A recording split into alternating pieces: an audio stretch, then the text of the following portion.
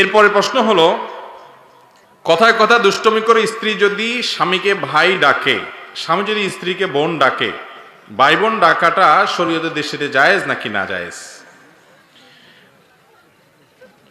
আমাদের সমাজে মহব্বতের চোটে আমরা যে আরো কত কিছু করি, অনেকে এই কাম করে যে স্বামী তার স্ত্রীকে কি বলে, বোন ডাকে, আবার স্ত্রী তার স্বামীকে ভাই ডাকে। আবু দাউদের এক হাদিস থেকে আমরা জানতে পারি যে এক ব্যক্তি নবী করিম সাল্লাল্লাহু আলাইহি সাল্লামের যুগে তার সময় এরকম, তিনি পুরুষ ছিলেন, তার স্ত্রীকে তিনি বোন ডেকেছেন, হে বোন আমার, এরকম বলেছেন।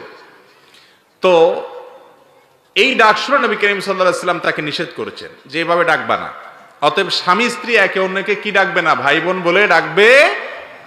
যদি সন্তান থাকে তাহলে অমুকের বাপ অমুকের মা বলবে। কথার কথা ছেলের নাম আব্দুল্লাহ, তাহলে স্বামী তার স্ত্রীকে বলবে আব্দুল্লাহর মা, আর স্ত্রীও তার স্বামীকে বলবে কার বাপ, আব্দুল্লাহর বাপ। এটা হলো শ্রদ্ধা দেখানোর সবচেয়ে উত্তম এবং সাহাবীদের সুন্নাহ এটা।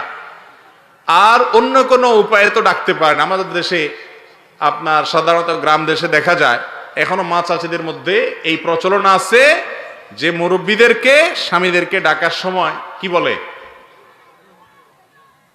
ওগো ওয়া, চিটাঙ্গে বলে ওয়া, ওগো বা অমুক বা শুনছেননি, মানে কিছু একটা ইঙ্গিত দিয়া বলে। তো নাম ধরা জায়েজ আছে কিনা সেটা আরেক বিষয়। নাম ধরা হাদিসের আলোকে কোনো নিষেধ বিষয় না, কিন্তু কোন সমাজে বড়দেরকে নাম ধরাটা যদি বেয়াদবি মনে হয়, অসম্মান মনে হয়, তাহলে সেটা অবশ্যই করবে না। এটা ওরফের উপর নির্ভর করবে, প্রচলনের উপর নির্ভর করবে।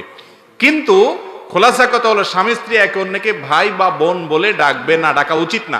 কিন্তু যদি ডাকে এর কারণে যে আবার বিবাহ ভেঙে যাবে ব্যাপারটা সেরকমও না, এরকম করা উচিত না, করলে বিবাহ ভাঙবে না।